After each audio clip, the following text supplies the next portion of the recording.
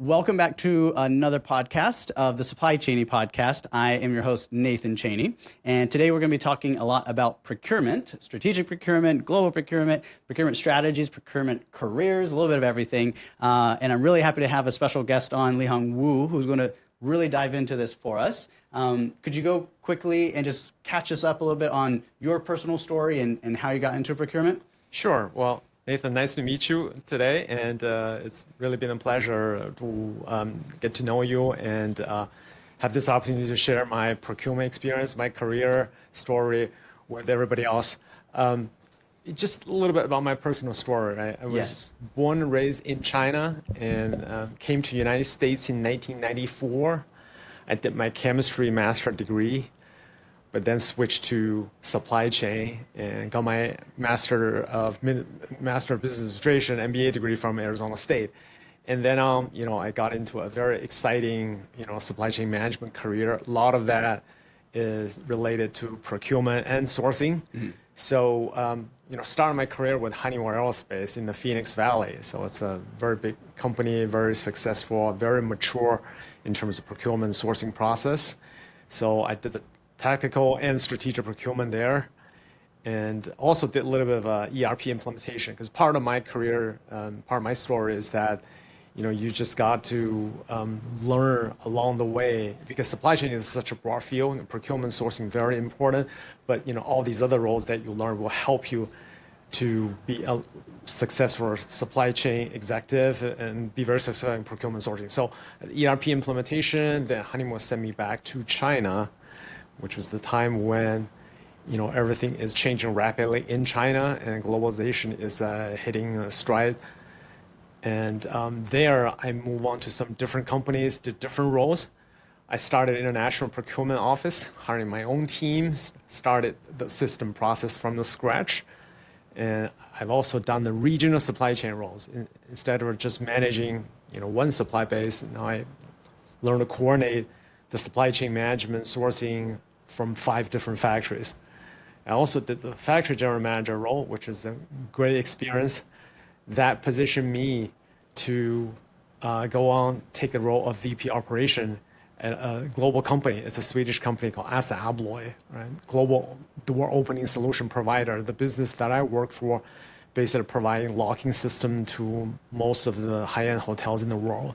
Oh, interesting. Yeah, so I was very excited to move the factory and supply base from Europe to China, and then also upgrade the supply base performance and to make it a part of a world-class organization. And of course, when you run a manufacturing business, how do you run procurement, sourcing, make sure the supplier deliver what you need is extremely important. So I learned a lot there.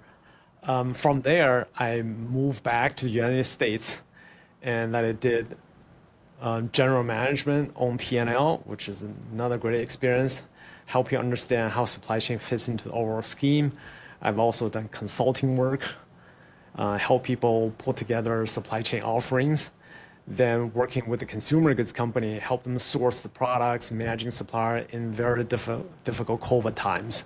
Yeah. So I've done a lot of roles. Many of those are procurement sourcing related. I've done it across different industries and working with company at a different growth stage, different maturity level. So I really feel like I've learned so much about procurement and sourcing, and which is why a lot of people say I'm a purple squirrel. Because I've done a lot of unique things, which doesn't fit a typical like a procurement professional, right? But I really enjoy the journey and learning, and happy to share that with with your audience. That factory manager role, the P&L manager role, and all of those probably help to create a more well-rounded sort of perspective, right? That you can bring to a procurement role, right? Exactly, because if you really think about supply chain, right? Let's talk broad sense supply chain. Supply chain is actually all about collaboration, right? It's about all the different entities, partnering together, right? And so you find these win-win solutions that grow the business, but also deliver value to the end customer, right? So it's very valuable that you actually have, in a big organization, maybe you do roles in different functions, but in the supply chain, maybe you in this case, you are the supplier. In next time you are the customer, right? And maybe this time is the third party. So I think it's doing those type of roles will really help you understand, how supply chain fits into the business, right? And where are you adding value? And also, it's just like, what is the concerns, interests from other people? For example, right? Because when I was procurement manager or director, one of the things we always ask supplier to give us better payment terms, right? And then ask the supplier to do this and do that. And sometimes supplier comply, sometimes supplier give us pushback, right? But when I started running factory and operations, right? Now I understand that what are the things that you can do rather easily to improve your operation so that you can give benefit to your customer without hurting your own financial. But what are the things that you actually need your customer to collaborate with you, right? So those things really help me have a different perspective on how you work effectively across the supply chain with your supply chain partners. Mm-hmm. So that's very helpful. And then also, like, when you run a P&L, sometimes you understand that sometimes why the business almost gives somewhat unreasonable demand to the supply chain. Sometimes it's because that's just the market condition dictates, right? That doesn't mean that's the ideal situation, but rather than fighting and pushing back, is to understand your customer, do your best, right? And I mean, those things, some of them are not really technical, but it really helps you to put your mind in the right place. If we take a step back, I like to start a little bit on the personal side of things. And you've mentioned relocating between China and the U.S. Can you talk a little bit about the different cultures and how, being Chinese and kind of making these kind of moves, how that has helped you maybe in your career, and how maybe has it hurt you in any way? Or is it really only just a benefit to have that multicultural type of perspective? Well, I think it's a huge benefit for me, right? I feel like, and also I think the past 20 some years is the time the world is really buying into the globalization concept, right? I think now it's turning a little bit more different direction, but that's a different story. But I feel like I really, really benefit from that, and I've really enjoyed that. And also, let's not forget that the past 20 some years, the world is changing very fast. Right, and then you look at, in China 20 some years ago versus what it is now. And look at United States, right? I mean, where we are today versus 20 years ago. A lot of things are changing, right? So for me, I mean, going through these different culture is very, very helpful because, of course, you talk about your personal life and your career, right? But then also, to me, my learning is, culture is kind of a business. Business is kind of a culture. So, when you live in different cultures, one is that it kind of forces you to adapt and learn, right? And be open-minded and don't assume too many things, right? And always be respectful, be curious. I mean, stay true to yourself, to your own value, but always learn new things. That was a huge benefit. And another thing is just help you to understand that when you work with different people, I mean, people have different background, right? Sure. And they have different perspective. And so, there are these topics that, let's just say in the business world, right? There are these initiatives. It's very important globally, but maybe for some region, it's just not as relevant, right? So there's no point to force things on people. It's more about understanding people, right? And then you establish a healthy personal working relationship. Then you can be a more effective person. That goes both ways, both in terms of business and personal, right? And and for me personally, it just feel like I remember the first evening when I arrived in the United States, right? I was watching TV and it was Jay Leno, right? And I mean, I couldn't even follow the caption, right? So it was, and then you realize, okay, it's a different environment, right? You got to somehow get yourself changed, improve, adapt to this. So that I think that was just a very good learning experience. And then also, when I moved back to China because of career, and the first a month, I was experiencing a reverse cultural shock because everything changed so much. Yeah. But then it gets a little easier because now I do not assume anything anymore. Yeah. It's just about, okay, being your be yourself, but also be open-minded and learn things and experience new things. You're a little more wise the next time, the time you went back. Exactly, Yeah. exactly. Do you have any recommendations for folks that are looking to do what you do someday? If they want to go into procurement, do you have sort of a standard checklist of suggestions that you usually give? In terms of checking the box, there are certain things you need to learn, right? And you need to acquire certain knowledge, but there are certain work you need to do it yourself, right? So specifically, I feel like I learned so much when I was a buyer planner at Honeywell Aerospace, right? I was also the commodity manager, which manages strategic, but then I also have to deal with supplier on day-to-day basis. I have to interact with our own planning team, right? And because procurement, if you look at it, they're basically the strategic procurement and tactical procurement, right? Tactical procurement is more about when to place order quantity, and then in case supplier has issue, how do you sort things out, right? And interact with your own internal planning department to manage all that, right? Strategic is more about which supplier to work for or to work with, and pricing, relationship, contract. And should you introduce new suppliers? Should you get rid of some non-performing suppliers? It's those things, right? And they kind of work hand in hand together. But I really think that it's important that you have that tactical experience, which is have worked with the supplier, understand at ground level how the transaction works, right? You can automate it. That's not a problem, right? But it's important to understand that, kind of walk through the process, right? And that will give you the foundation.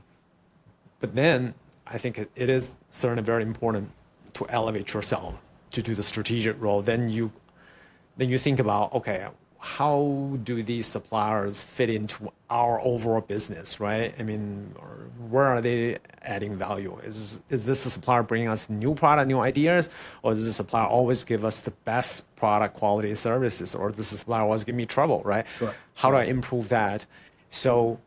And that type of role typically start from like a category manager, which is, let's say, okay, you are buying stamping components, right?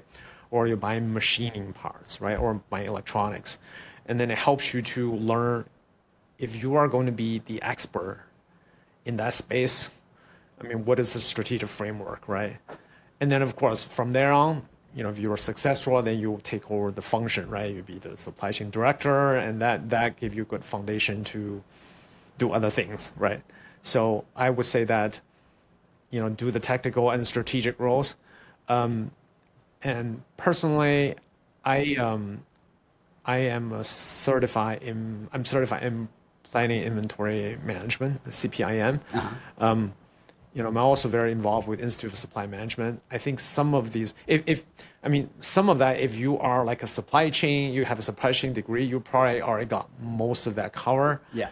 But I think those, professional certification actually has value for you to elevate yourself and also establish yourself as an expert in that field. The way I've heard it put is, especially if you're moving over from an engineering background or something like that, and you need to just get a foundation of understanding of how supply chain works. That's what I've heard, is that's really where those certifications are most helpful and beneficial. Have you kind of had that kind of experience, or? Yeah, because even though I have a sort of supply chain education, I still think that like the CPIM and the CPM and the CPSM, right? Those actually dive deep into some of the specifics, and also from professional sort of application perspective, what are the necessary skills you must have? I think that's very helpful. And then also, I've come across with some of the colleagues, they were like engineering or like, STEM majors, right? And then these certification does give you the framework, right? It gives you some of the tactical details, but it's more talk about, okay, if you're managing supply base, here are the top level things you need to think about, right? Here's typically how it's being done. And so I think it really helped you bridge that gap if you were not from supply chain. Got it. put yourself, in the shoes of someone that's in school today, that's just going to be entering the workforce. Maybe they're looking, I talk to a lot of students that say, Nathan, I want to go into procurement, when I graduate in a year, and I want to move in that direction. Right. A while ago, you were talking about just trying to get that entry level tactical procurement analyst type role. But like maybe while they're in school, is there any coursework that maybe you might suggest to focus on, maybe focus on procurement type topics, or maybe take that opportunity to get a well-rounded skill set and do some accounting and finance and operations so that they can bring a kind of a holistic view to that procurement role. Any suggestions there while they're in school? Okay, and that's a great question.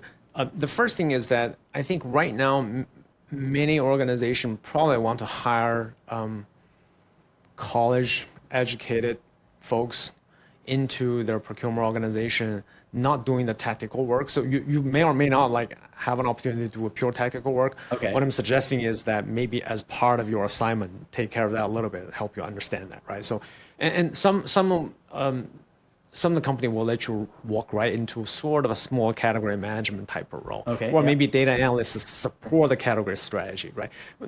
All of them are fine. And then getting back to like while you're in school, I actually think that while you're in school, I think it makes sense for you to sort of broaden the scope a little bit. Because if you think about it, right, in procurement sourcing, one of the key skills that you will need to have is like negotiation, right? A good negotiator would get into like cost analysis. And then if you are in the supply chain field later on, right, you have to do like a scenario analysis, scenario planning. And so having a broad level of understanding of how business, all the different functions work with each other and how the numbers work with each other in different business settings, I think that's extremely, extremely valuable. So I think you should maybe put some emphasis on procurement sourcing if that's your interest, but then really try to pick up as much as possible on other business fundamentals. That makes sense. Right. In your career, you've seen different trends probably come into the procurement sort of environment. One of them outsourcing, your experience outsourcing to China, and now we're seeing a slightly different shift. Can you comment a little bit more on how your experience has been facilitating? Your job was to go create that global procurement presence, and kind of just share a little bit more about that global supply chain look and how it's kind of changing a little bit now. Right. I think there are probably two very exciting trends in the global supply chain, right? And of course, I'm reading this from elsewhere as well. One is really AI, right? And we can probably talk about it a little bit later. But in terms of like really how to manage global supply chain, I think what stays true is that you need to understand the business objective, and then make sure your supply chain will be configured to support your business objective. Because now one of the key business objectives is to do risk mitigation, right? There are these geopolitical risks. Yes. Nobody likes it, but as business, you have to minimize the impact, right? And protect your customer, protect the business. So I think in that space, people start to put a lot more emphasis on risk mitigation. So I think in the first 10 to 15 years of this century, right, I think all the business are mostly focused on maximize the efficiency gain, cost improvement. Just in time, right? Yeah. And then in terms of risk mitigation, it's a little bit on the back seat, right? But risk mitigation, I sort of look into my notes, right? Even many, many years back, right? If you look at that, that's always part of the strategy. It's just that, it wasn't very high on the priority list. I think recently it's very high up in your priority list. So the business started formulating a strategy to figure out, okay, how do I handle these risks, right? Can I produce in region for the region, or just like critical component only available globally, but can we dual source, right? So that, and then some of the supply base, can we shift it from Asia to Mexico, US, and nearshoring and reshoring, right? So I think people start to look at business from a holistic perspective, not just single dimension cost improvement, right? It's looking at cost and risk. I think it's actually healthy because that's essentially is how you should manage your supply base. So of course, one of the trend is to move a lot of the manufacturing base, nearshoring and offshoring. And on that, I just want to make one quick comment is that I think people have benefited so much from the technology development for the past 10 years, right? Yeah, That's yeah. just night and days. But I think there's these fundamentals in terms of managing suppliers, moving supply base. And I feel like those skills are somewhat lost because people haven't done as much, right? Because if COVID just locked people down, locked the supply chain down. So I think that those are the areas that, the supply chain really need experience and a good process to help them to navigate these challenges.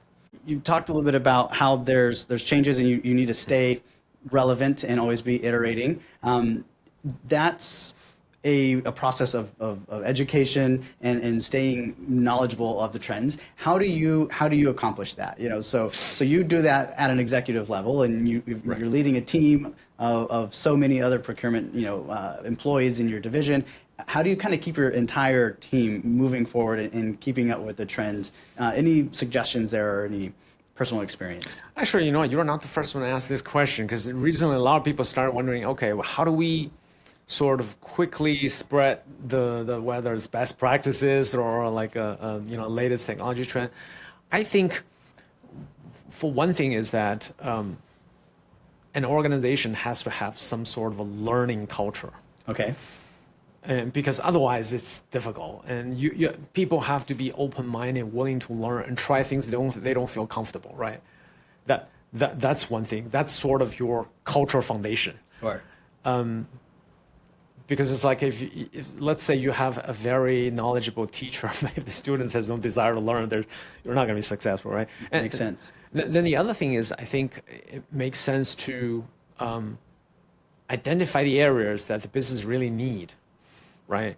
And then, introduce or in some cases really highlight the benefit of certain best practices concepts. And you can bring in some third-party expert to help you do the training and coaching. I do think that for many of the organizations, it's a worthy investment. But like I said, it's not training for the purpose of training because, we have like 10 training hours, we have to fill it. You need to create some sort of excitement, right? This is going to be part of your, it's enabler for you to achieve your business objective and get closer to your vision, right? For example, people say, okay, now we need to move supply base, right? And then think about it. That's the same thing. 20 years ago, that nobody likes to change supply base, right? Now nobody wants to change it either, right? So what can you do, right? And you should help people. Okay, what does the supply base look like, right? This is the fundamental. You're managing your sourcing supply base. What is your supply base strategy, right? Where do you have risk? Where do you have opportunity? How do you optimize it? And there are these best practices, and people have done it, and it's proven successful. And if you bring that to your team, once they get their hands on it, they'll realize the value of it, and they'd really like to do that. So, and that'd be great. The last thing about it, that is, I feel it's very important that people like me or other veterans, right, be a good coach and hold people's hand, let them try it. Sometimes they might fail, but that's okay. That's part of learning, right? But then also, be there to support them.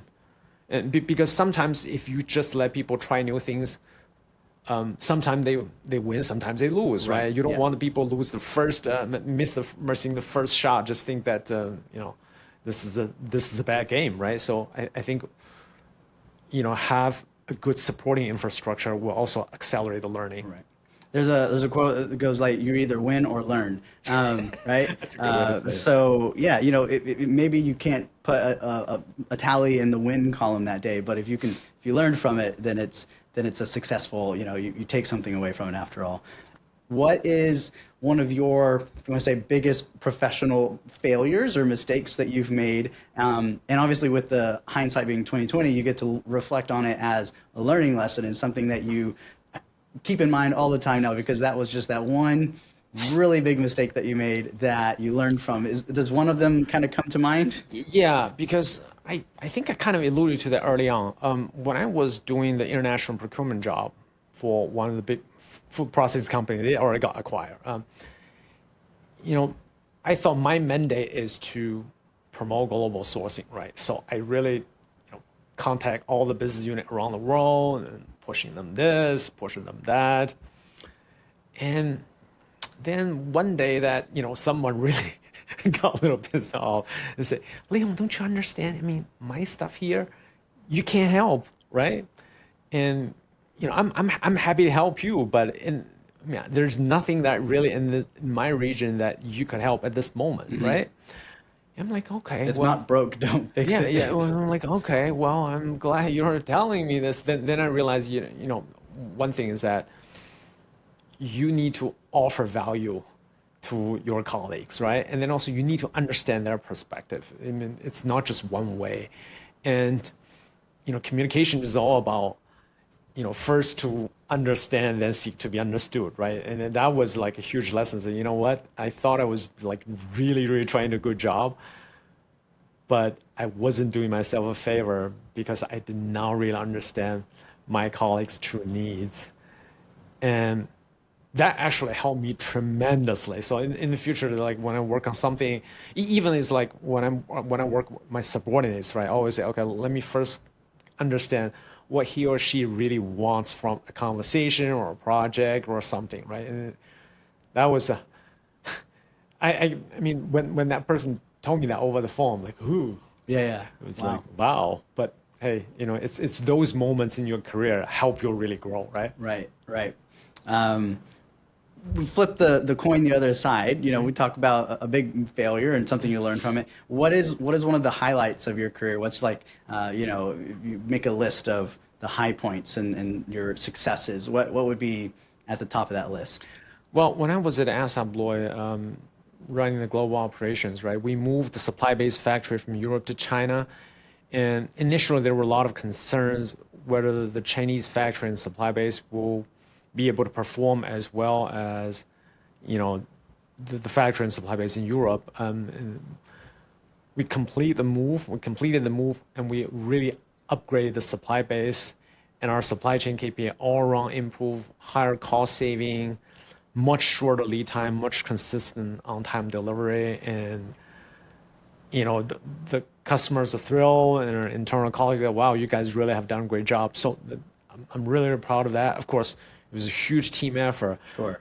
But it's the reason I really like that one is this is one of those rare opportunities I actually get to start from, like putting together vision and strategies. I got 2 or 3 years to really drive the team through all these strategic initiatives, just to see something like sort of from cradle to grave. Sometimes you move on before you're seeing the fruit, right? And so this is one of those projects or initiative I'm really, really excited and really, really proud. I also had an opportunity to turn around a factory. I got just thrown in, they got nobody else back then. I have not run a factory before in my entire life. And it was not a very healthy situation either, but I got thrown in it and I quickly learned the basics. And I put in the right fundamentals and used the personal integrity, just rallied the team. And also within 6 months, right, that was a poor performing plan on CEO's watch list to something off his list, and started to continue to produce good products and start turning up products, meeting customer demand, and then also producing, also deliver cost savings. So those are like huge team effort, and I was there championing it, but really feel great about, the huge improvement I was able to make. Right. That supply base shift to China, how long did that project take? If you were trying to put a time on it? On the ISM presentation, I put that from starting from, that was even prior to me, right? Someone started doing the scoping and all that. Till the time the European factory is finally shutting down, it's like 6-7 years. 6 or 7 years. But they were very intense. There were probably 3 years very intensive. But from after the 3 years, it's going to be more continuous improvement. But a lot of that is suppliers, right? You got to make sure the new supplier understand what you need, and you need to train them. But then also we upgrade our own internal planning methodology, process, get ourselves organized, and then train the suppliers, bring them up to speed. So it was a very, very exciting project. It sounds like project, I think is the right way to put it. So I would imagine because stakeholders would have included engineering and transportation and legal and marketing and kind of like the whole gamut, I guess, of how do you build a team because there's so many stakeholders in the business and is procurement, are you at the head of the table leading the project, or is there a project management sort of team that would take the lead? How do you structure something like that? Great question. So basically we have sort of a project team managing this initiative, right? And then procurement is part of this team. Okay. But we kind of have an overarching initiative about how do we want this factory, the supply chain perform, right? And then from that, we flesh out several strategic initiatives. One of them is really like supply performance improvement, right? And then also supplier has to support other initiatives. And so the procurement will own the supply base, right? And we gotta make sure they continue to do continuous improvement, quality, cost, delivery. But then also, when we migrate to a just-in-time, lean, Kanban kind of replenishment, the supplier needs to adjust their operating model to support that. So that overarching project team has the vision, and then we also work together, develop these strategic initiatives. So everybody buys into that, and then everybody is happy to take accountability, ownership of the part of strategic initiative that they're responsible for, because everybody was in this exercise. They like the vision, they buy into the strategies, so they're happy to contribute their part. I guess the folks that would be not happy in the situation would have been those European suppliers who know that a customer of theirs is slowly departing. Is there any strategies there to making sure that the quality, the delivery, and everything is still consistent all the way up to the last unit that particular supplier might be delivering for you? Yeah, I think we're kind of fortunate because I think these European suppliers, they're professional suppliers. I can say that, of course, nobody's happy that your customer is gone, right? But I think they support us to the best they could, right? And then also, I think they also still have some other business from other division. Okay. So it helps. So there's still that leverage there that they still need to perform well to the last widget because they still have invoices cut to your other divisions that they want to depend on that income continuing. Right. In fact, I mean, as you can tell, you're a practitioner, right? If someone just learning the textbook probably wouldn't think about this. When you manage the supply transition, right, you worry about, oh, can the new supplier do a good job, right? But you also should not forget that you're still depending on your current supplier until that certain date. So depending on, based on my experience, based on how cooperative they are, how professional they are, sometimes you just have to place a big purchase order early enough, and also have your own people there monitor, even supervise the production, and then increase the inspection frequency, because it's just once the motivation is gone, people start to slip, right? Sure. And I mean, unfortunately, that's just the nature of the beast. But as someone managing supply base, it's your responsibility to make sure that doesn't happen. Gotcha. I'm curious, is there anything that I haven't asked about or anything that you're really passionate about on any of these topics regarding procurement that we haven't already discussed that you would like to bring up? I think I would say there is a book, I think it's called Purchasing Chessboard. Okay. I would highly recommend, if anybody's really interested in procurement, read that book. It's called The Purchasing Chessboard. And it really talks about that, the CEO likes the CPO who thinks like CEO. I mean, just digest this. This really means that, if you're managing the supply base, managing the procurement, you're not just managing the supply base, right? You are actually trying to figure out how the supply base can deliver value so your business overall can be more competitive. Right. I think that's actually a very interesting book to read. There are a lot of little tactics here and there, but also just give you a different different perspective of looking at procurement. Gotcha. Gotcha. Thanks for the recommendation. Thanks for the recommendation. My Now, pleasure. now all the folks that say, "Hey, I want to go into procurement," all the students at universities, I can point them to this book and Yeah. add it on to their stack of books they got to read anyway. Yeah.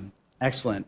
Well, hey, I appreciate you coming on and pleasure. talking with us and sharing a lot of your expertise and your stories and your experience that you've had. My mission really for this podcast is to give a really wide sort of perspective of supply chain, and procurement is a big piece of that. There's and I feel like it is a niche and it is a specialty. There's here we engage with a lot of trucking companies and warehouses and 3PLs, and that's kind of my background. So it's a treat to be able to hear the other players and the other stakeholders in the supply chain. So thanks for coming on. Yeah. My pleasure to be here. Yeah. Well, thanks a lot, and we'll be seeing you around. ISM events and whatnot. Yeah. So I appreciate it. Okay. Thank All you, right. Nathan. Thanks. Thank you.